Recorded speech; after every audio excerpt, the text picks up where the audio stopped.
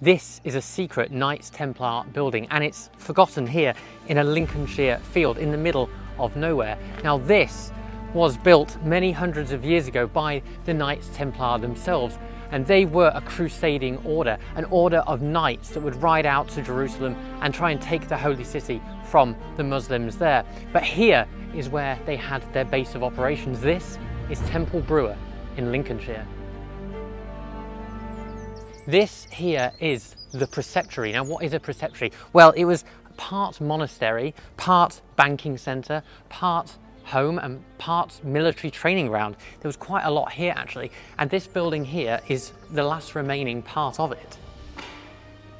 This is the tower itself, which was part of the church.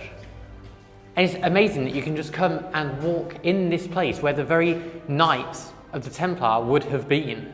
So now we're going to climb the tower inside this church. But while this tower is all that has remains, on the site excavations have shown evidence of a second tower, more buildings and a round church. And the round church is especially important because all of Templar churches were round, and that's because they were modelled on the Holy Sepulchre in Jerusalem, which is the church essentially that they were fighting for. It's one of the most holy places in all of Christendom. So they would build their own churches, and part of their training would be how to defend such a church against the invaders.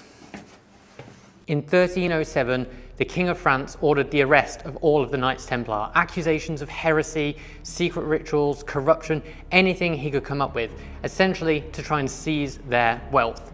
He persuaded the Pope also to excommunicate all of the knights. A year later, the King of England decided to do the same. He arrested all of the Knights Templar, and he took lots of their assets to himself, and also he gave some of them, like this place here, to the Knights Hospitaller.